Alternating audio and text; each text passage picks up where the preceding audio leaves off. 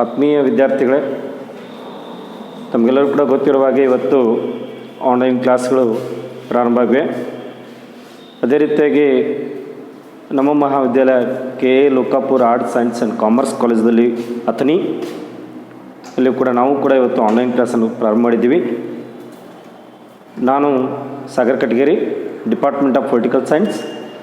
ಇವತ್ತು BA ಮೂರನೇ semester, BA to the ಮೂರನೇ ಸೆಮಿಸ್ಟ್ರಿ ಅಲ್ಲಿ ಬರ್ತಕ್ಕಂತಹ ಪೊಲಿಟಿಕಲ್ ಸೈನ್ಸ್ದಲ್ಲಿ ಲೆಸನ್ ನಂಬರ್ 2ದಲ್ಲಿ ಬರ್ತಕ್ಕಂಥ ಲೆಸನ್ ನಂಬರ್ 2 ಬಗ್ಗೆ ಇವತ್ತಿನ ಒಂದು ಕ್ಲಾಸ್ದೊಳಗೆ ಡಿಸ್ಕಸ್ ಮಾಡ್ತೀನಿ. ಈ ಲೆಸನ್ ನಂಬರ್ 2ದೊಳಗೆ 3 ಪಾಯಿಂಟ್ಸ್ಗಳಿದಾವೆ.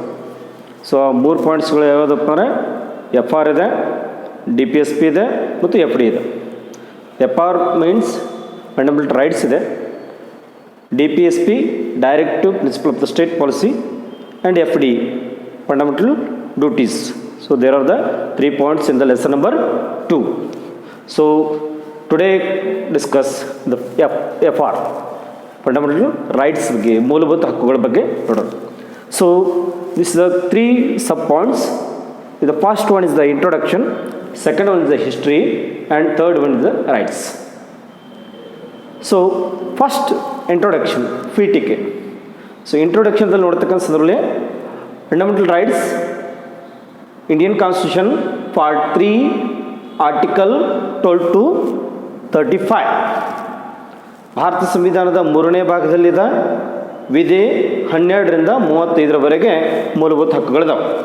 ಸೊ ಇದನ್ನು ಯಾವ ಸಂವಿಧಾನದಿಂದ ಎರವಲಾಗಿ ಪಡೆದುಕೊಂಡಿದ್ದೀವಿ? ಭಾರತ ಸಂವಿಧಾನ ರಚನೆ ಮಾಡುವಂಥ ಸಂದರ್ಭದಲ್ಲಿ ಸುಮಾರು 60 ರಾಷ್ಟ್ರಗಳ ಸಂವಿಧಾನವನ್ನು ಅಧ್ಯಯನ ಮಾಡಿ ಭಾರತ ಸಂವಿಧಾನವನ್ನು ತೆಗೆದುಕೊಂಡಿದ್ದೀವಿ. ಅದರಲ್ಲಿ ನೋಡ್ತಕ್ಕಂಥದ್ದು ಅಮೇರಿಕಾದ ಸಂವಿಧಾನದಿಂದ ಇದನ್ನು ನಾವು ತೆಗೆದುಕೊಂಡಿದ್ದೀವಿ. ಅಮೇರಿಕಾ ಸಂವಿಧಾನದ ಯಾವ ಭಾಗದಿಂದ ತೆಗೆದುಕೊಂಡಿದ್ವಿ ಅಂತಂದರೆ ಬಿಲ್ ಆಫ್ ರೈಟ್ಸಿಂದ ತೆಗೆದುಕೊಂಡಿದ್ವಿ. ಸೊ ಅದೇ ನೆಕ್ಸ್ಟ್ ನೋಡ್ತಕ್ಕಂಥದ್ದು ಪ್ರೆಸೆಂಟಾಗಿ ಇವತ್ತು ಎಷ್ಟಪ್ಪ ಅಂದರೆ 6 ರೈಟ್ಸ್ಗಳಿದೆ. 6 ರೈಟ್ಸ್ಗಳು ನೋಡ್ತಾ ಇದ್ದೀವಿ. ಆ 6 ರೈಟ್ಸ್ಗಳು ಯಾವ್ಯಾವುದು ಅಂತಕ್ಕಂಥದ್ದನ್ನು ನೆಕ್ಸ್ಟ್ ನಾನು ರೈಟ್ಸ್ಗಳಲ್ಲಿ ನಾನು ಎಕ್ಸ್ಪ್ಲೇಷನ್ ಕೊಡ್ತೀನಿ. ಬಟ್ ಮೊದಲನೇದಾಗಿ ಯಾವಾಗ ಸಂವಿಧಾನ ಜಾರಿಯಾದಂಥ ಸಂದರ್ಭ 1950 ಜನವರಿ 26 ಸಂವಿಧಾನ ಏನು ರಚನೆ ಇತ್ತಲ್ಲ, ಅವಾಗ 7 ರೈಟ್ಸ್ಗಳಿದ್ದು. ಆ 7 ರೈಟ್ಸ್ಗಳಿರ್ತಕ್ಕಂಥದ್ದನ್ನು 1978 ಸಂವಿಧಾನಕ್ಕೆ 44ನೇ ತಿದ್ದುಪಡಿಯನ್ನು ತರೋದ್ರ ಮುಖಾಂತರವಾಗಿ ಆರ್ಟಿಕಲ್ 31ನೇ ವಿಧಿಯಾಗಿರ್ತಕ್ಕಂಥ ಆಸ್ತಿ ಹಕ್ಕನ್ನು ಇವತ್ತು ತೆಗೆದುಹಾಕಿದ್ದಾರೆ. ಆಸ್ತಿ ಹಕ್ಕನ್ನು ಇವತ್ತಿನ ಅದನ್ನು ಕಾನೂನುಬದ್ಧ ಹಕ್ಕನ್ನಾಗಿ ಇವತ್ತು ಕರಿತಾ ಇದ್ದಾರೆ. ಸೊ ಅದನ್ನು ಸಂವಿಧಾನದ ಇವತ್ತಿನ 300A ವಿಧಿ ಒಳಗೆ ಅದನ್ನು ಸೇರ್ಪಡೆ ಮಾಡಿರ್ತಕ್ಕಂಥದ್ದು. ಹಾಗಾದರೆ ಆಸ್ತಿ ಹಕ್ಕು ಇವತ್ತು ಮೂಲಭೂತ ಹಕ್ಕಾಗಿಲ್ಲ. ಆಸ್ತಿ ಹಕ್ಕು ಇವತ್ತು ಏನಾಗಿದೆ ಅಂದರೆ ಮೂಲಭೂತೇತರ ಹಕ್ಕಾಗಿ ಪರಿಣಮಿಸಿದೆ. ಮೂಲಭೂತೇತರ ಹಕ್ಕಾಗಿ ಪರಿಣಮಿಸಿದೆ. ಸೊ ಇಲ್ಲಿ ಸಂವಿಧಾನದ 300Aದೊಳಗೆ ಇದನ್ನು ಸೇರ್ಪಡೆ ಮಾಡಿರ್ತಕ್ಕಂಥದ್ದು ನೋಡ್ತಾ ಇದ್ದೀವಿ. ಸೊ ಇದನ್ನು ಮೂಲಭೂತ ಹಕ್ಕುಗಳನ್ನು ಇನ್ನೊಂದು ಏನಪ್ಪಾರ ಮ್ಯಾಗ್ನಾ ಕಾರ್ಟಾ ಆಫ್ ಇಂಡಿಯಾ ಅಂತ ಕರೀತಾರೆ. ಭಾರತದ ಏನಪ್ಪಾರ ಇವನ್ನ ಮ್ಯಾಗ್ನಾ ಕಾರ್ಟಾ ಅಂತ ಕರೀತಾರೆ. ಇಲ್ಲಿ ನೋಡ್ತಕ್ಕಂಥ ನಾನು ಹೇಳಿದೆ, ನಾನು ಒಂದು ಇಲ್ಲಿ ಹೇಳ್ತಾ ಇದ್ದೀನಿ, ಡಿಸ್ಕ್ರಿಪ್ಟಿವ್ ಮಾದರಿಯಲ್ಲಿ ಕೂಡ ಇದು ನಿಮಗೆ ಹೆಲ್ಪ್ ಆಗಬೇಕು. ಆಮೇಲೆ MCQ ಮಲ್ಟಿಪಲ್ ಚಾಯ್ಸ್ ಕ್ವಶನ್ ಅಂತ MCQ ಅಂತ ಹೇಳ್ತದೆ, ಅಲ್ಲಿ ಕೂಡ ಅನುಕೂಲ ಆಗಬೇಕು ಅನ್ನೋಂಥ ದೃಷ್ಟಿಯನ್ನು ಇಟ್ಕೊಂಡು ಇವತ್ತಿನ ಕ್ಲಾಸನ್ನು ಮಾಡ್ತಾಯಿದ್ವಿ. ಸೊ ಇಂಟ್ರೊಡಕ್ಷನ್ದಲ್ಲಿ ಮಲ್ಟಿಪಲ್ ಚಾಯ್ಸ್ ಕ್ವಶನ್ ನೋಡ್ತಾ ಇದ್ವಿ. 1ನೇ ಕ್ವಶನನ್ನು ಅವಲೋಕನ ಮಾಡ್ತಾ ಇದ್ವಿ. ಭಾರತ ಸಂವಿಧಾನದ ಎಷ್ಟನೇ ಭಾಗದಲ್ಲಿ ಮೂಲಭೂತ ಹಕ್ಕುಗಳಿವೆ? 3ನೇ ಭಾಗದಲ್ಲಿವೆ. ಎಷ್ಟನೇ ವಿಧಿಯಲ್ಲಿ ಇವೆ ಅಂತಂದರೆ 12ರಿಂದ 35ರವರೆಗೆ ಇರ್ತಕ್ಕಂಥದ್ದಿದೆ. ಯಾವ ಸಂವಿಧಾನದಿಂದ ಎರವಲಾಗಿ ಪಡೆದುಕೊಂಡಿದ್ದೀವಿ? ಅಮೇರಿಕಾ ಸಂವಿಧಾನದಿಂದ ಎರವಲಾಗಿ ಪಡೆದಿವಿ. ಅಮೇರಿಕಾ ಸಂವಿಧಾನದ ಯಾವ ಭಾಗದಿಂದ ತೆಗೆದುಕೊಳ್ಳಲಾಗಿದೆ? ಬಿಲ್ ಆಫ್ ರೈಟ್ಸ್ ಅಂತ ತೆಗೆದುಕೊಳ್ಳೋದು. ಪ್ರಸ್ತುತ 8 ಹಕ್ಕುಗಳಿವೆ? ಪ್ರಸ್ತುತ 6 ಹಕ್ಕುಗಳಿವೆ. ಮೊದಲು ಎಷ್ಟು ಹಕ್ಕುಗಳಿದ್ದವು? 7 ಹಕ್ಕುಗಳಿದ್ದವು. ಪ್ರೆಸೆಂಟಾಗಿ ಯಾವ ಹಕ್ಕನ್ನು ಕೈ ಬಿಡಲಾಗಿದೆ? ಆಸ್ತಿ ಹಕ್ಕನ್ನು ಕೈ ಬಿಡಲಾಗಿದೆ. ಆಸ್ತಿ ಹಕ್ಕು ಎಷ್ಟನೇ ಭಾಗದಲ್ಲಿದೆ? 31ನೇ ಆಸ್ತಿ ಹಕ್ಕಿನ ಕಲಂ ಅಥವಾ ವಿಧಿ ಯಾವುದು ಅಂದರೆ 31. ಆಸ್ತಿ ಹಕ್ಕು ಈಗ ಏನಾಗಿದೆ? ಕಾನೂನುಬದ್ಧ ಹಕ್ಕಾಗಿದೆ. ಅದನ್ನು ಎಲ್ಲಿ ಸೇರ್ಪಡೆ ಮಾಡಲಾಗಿದೆ? 300Aದಲ್ಲಿ ಸೇರ್ಪಡೆ ಮಾಡಲಾಗಿದೆ. ಮತ್ತು ಮೂಲಭೂತ ಹಕ್ಕುಗಳನ್ನು ಏನೆಂದು ಕರೆಯುತ್ತಾರೆ ಅಂದರೆ ಮ್ಯಾಗ್ನಾ ಕಾರ್ಟಾ ಆಫ್ ಇಂಡಿಯಾ ಅಂತ ಕರೀತಾರೆ. ಇಂಟ್ರೊಡಕ್ಷನ್ದಲ್ಲಿ ಇಷ್ಟು MCQ ಕ್ವಶನ್ಗಳು ಬರ್ತಕ್ಕಂಥದ್ದನ್ನು ನೋಡ್ತಾ ಇದ್ದೀವಿ. ಇಲ್ಲಿಗೆ ಏನಾಯಿತು ಅಂತಂದರೆ ನಾವು ನೋಡ್ತಕ್ಕಂಥದ್ದು ಇಂಟ್ರೊಡಕ್ಷನನ್ನು ಕಂಪ್ಲೀಟ್ ಮಾಡ್ತೇವೆ. ಸೊ ಇನ್ನು ಹಿಸ್ಟ್ರಿಯನ್ನು ನೋಡ್ತಕ್ಕಂಥ ಸಂದರ್ಭ ಫಂಡಮೆಂಟಲ್ ರೈಟ್ಸ್ ಹಿಸ್ಟ್ರಿ. ಸೊ ಇದರೊಳಗೆ ನಾವು ಕೆಲವೊಂದಿಷ್ಟು ಇತಿಹಾಸಗಳನ್ನು ತೆಗೆದುಕೊಳ್ತಾ ಇದ್ದೀವಿ. ಇತಿಹಾಸದಲ್ಲಿ ಬರ್ತಕ್ಕಂಥ ಏನು ಪಾಯಿಂಟ್ಸ್ ಇದಾವೆ ಅವುಗಳ ಡಾಟಾನ ತೆಗೆದುಕೊಂಡು ಇವತ್ತು ಎಕ್ಸ್ಪ್ಲನೇಷನನ್ನು ಹಿಸ್ಟ್ರಿಯನ್ನು ಕೊಡುವಂಥ ಕೆಲಸ ಮಾಡ್ತಾಯಿದ್ವಿ. ಸೊ 1895 ನಾವಿಲ್ಲಿ ಅವಲೋಕನ ಮಾಡ್ತಕ್ಕಂಥದ್ದು ಏನಂತಂದರೆ ಇಂಡಿಯನ್ ಬಿಲ್ ಬರುತ್ತೆ.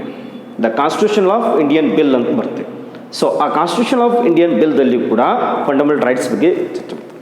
ಅದೇ ರೀತಿಯಾಗಿ ತಿಲಕರು ಕೊಟ್ಟಿರ್ತಕ್ಕಂತಹ ಸ್ವರಾಜ್ ಮಸೂದೆ ಇಲ್ಲಿ ಇದೇ ಒಂದು ಅವಧಿ ಬರುತ್ತೆ, ಅದರಲ್ಲೂ ಕೂಡ ಫಂಡಮೆಂಟಲ್ ರೈಟ್ಸ್ ಬಗ್ಗೆ ಉಲ್ಲೇಖ ಮಾಡ್ತಾರೆ. ಸೊ ನೆಕ್ಸ್ಟ್ ನೋಡ್ತಕ್ಕಂಥದ್ದು ಏನಂತಂದರೆ 1925ದಾಗ ಆ್ಯನಿ ಬೆಸೆಂಟ್ರು ಕಾಮನ್ವೆಲ್ತ್ ಆಫ್ ಇಂಡಿಯನ್ ಬಿಲ್ ಅನ್ನು 1925 ಕೊಟ್ಟರು. ಅದರಲ್ಲಿ ಕೂಡ ಇದರ 6 ರೈಟ್ಸ್ ಬಗ್ಗೆ ಆ್ಯನಿ ಬೆಸೆಂಟ್ ಅವರು ಡಿಸ್ಕಸ್ ಮಾಡಿರ್ತಕ್ಕಂಥ ನೋಡ್ತಾ ಇದ್ದೀವಿ. ಸೊ ನೆಕ್ಸ್ಟು 1928 ನೆಹರು ರಿಪೋರ್ಟ್ ಕೂಡ ಏನು ಮಾಡ್ತೀವಿ ಅಂತಂದರೆ ಈ ಫಂಡಮೆಂಟಲ್ ರೈಟ್ಸ್ ಬಗ್ಗೆ ಉಲ್ಲೇಖ ಮಾಡ್ತೀವಿ. 1931 ಕರಾಚಿ ಒಳಗೆ ರಾಷ್ಟ್ರೀಯ ಕಾಂಗ್ರೆಸ್ ಅಧಿವೇಶನ ನಡೆಯುತ್ತೆ. ಆ ರಾಷ್ಟ್ರೀಯ ಕಾಂಗ್ರೆಸ್ ಅಧಿವೇಶನದಲ್ಲಿ ಕೂಡ ಏನಂತಂದರೆ ಫಂಡಮೆಂಟಲ್ ರೈಟ್ಸ್ ಬಗ್ಗೆ ಅವತ್ತು ಸರ್ದಾರ್ ವಲ್ಲಭಾಯಿ ಪಟೇಲ್ರು ಏನಂತಾರೆ ಅಧಿವೇಶನದ ಅಧ್ಯಕ್ಷತೆಯನ್ನು ವಹಿಸಿರ್ತಾರೆ. ಅವರು ಕೂಡ 4 ರೈಟ್ಸ್ ಬಗ್ಗೆ ಹೇಳ್ತಾರೆ. ಒಂದು ಸಮಾನತೆ ಹಕ್ಕಿರಬೇಕು, ಆರ್ಥಿಕ ಹಕ್ಕು ಕೊಡಬೇಕು, ಆಮೇಲೆ ಕನಿಷ್ಠ ಕೂಲಿ ಕಾಯ್ದೆ ಹಕ್ಕನ್ನು ಕೊಡಬೇಕು, ಆಮೇಲೆ ಅಸ್ಪೃಶ್ಯತೆ ನಿರ್ಮೂಲನೆ ಅನ್ನುವಂಥ 4 ಹಕ್ಕುಗಳನ್ನ 1931 ರಾಷ್ಟ್ರೀಯ ಕಾಂಗ್ರೆಸ್ ಅಧಿವೇಶನದಲ್ಲಿ ಸರ್ದಾರ್ ವಲ್ಲಭಾಯಿ ಪಟೇಲ್ರು ಒತ್ತಿ ಹೇಳಿರ್ತಕ್ಕಂಥ ನೋಡ್ತಾ ಇದ್ದೀವಿ. ಆಮೇಲೆ 1945 ಸರ್ಪೂರ್ ರಿಪೋರ್ಟ್, ಸರ್ ತೇಜ್ ಬಹದ್ದೂರ್ ಸರ್ಪೂರ್ ಅವ್ರದ್ದೇನು ಇದನ್ನ ರಿಪೋರ್ಟ್ ಅದ, ಅಲ್ಲೂ ಕೂಡ ಎಂತಾರೆ ಫಂಡಮೆಂಟಲ್ ರೈಟ್ಸ್ ಬಗ್ಗೆ ಉಲ್ಲೇಖ ಮಾಡಿರ್ತಕ್ಕಂಥದ್ದು ಕೂಡ ನೋಡ್ತಾ ಇದ್ದೀವಿ. ಇಷ್ಟು ಏನಪ್ಪಾರೆ ಅದರ ಹಿಸ್ಟ್ರಿಯನ್ನು ನಾವು ನೋಡಿದರೆ ಇಲ್ಲಿ ಇದು ಕಂಪ್ಲೀಟ್ ಆಗ್ತಕ್ಕಂಥ ನೋಡ್ತಾ ಇದ್ದೀವಿ. ಸೊ ಇನ್ನು ನೆಕ್ಸ್ಟ್ ಬರ್ತಕ್ಕಂಥದ್ದು ಏನಂತಂದರೆ ರೈಟ್ಸ್ಗಳ ಬಗ್ಗೆ ನೋಡ್ತಾರೆ. ಈಗಾಗಲೇ ನಾವು ಹಿಸ್ಟ್ರಿಯನ್ ಬಗ್ಗೆ ನೋಡಿದಲ್ಲ, ಸೊ ನೆಕ್ಸ್ಟ್ ಬರ್ತಕ್ಕಂಥದ್ದು ರೈಟ್ಸ್ ಬಗ್ಗೆ ನೋಡಿ. ಇದರ 6 ರೈಟ್ಸ್ ಬಗ್ಗೆ ಇದೆ. ನಾನು right to equality, right to freedom, right to exploitation, right to freedom religion, ಆಮೇಲೆ ಇಂತಾರೆ ಕಲ್ಚರಲ್ ಆ್ಯಂಡ್ ಎಜುಕೇಷನಲ್ ರೈಟ್ಸ್, ಆಮೇಲೆ ರೈಟ್ ಟು ಕಾನ್ಸ್ಟಿಟ್ಯೂಷನಲ್ ರೆಮಿಡಿಯಲ್ಸ್. ಅಂದರೆ there are the 6 rights in the fundamental ನೋಡ್ತಾ ಇದ್ವಿ. ಸಮಾನತೆ ಹಕ್ಕು article, right to equality article 14 to 18, right to freedom 19 to 22, right to exploitation ಇದನ್ನ 23 and 24 ಇರ್ತಕ್ಕಂಥ ನೋಡ್ತಾ ಇದ್ದೀವಿ. Right to freedom religion 25 to 28 ಇರ್ತಕ್ಕಂಥ ನೋಡ್ತಾ ಇದ್ದೀವಿ. ಆಮೇಲೆ ಕಲ್ಚರಲ್ ಆ್ಯಂಡ್ ಎಜುಕೇಷನಲ್ ರೈಟ್ಸ್ ಅನ್ನು ನೋಡುವಂಥ ಸಂದರ್ಭದಲ್ಲಿ 29 and 30 ಇಲ್ಲಿ ನೋಡ್ತಾ ಇದ್ದೀವಿ. 32 ಏನಪ್ಪ ಅಂದರೆ ಸಂವಿಧಾನ ಪರಿಹಾರಕ್ಕೆ ನೋಡ್ತಾ ಇದ್ದೀವಿ.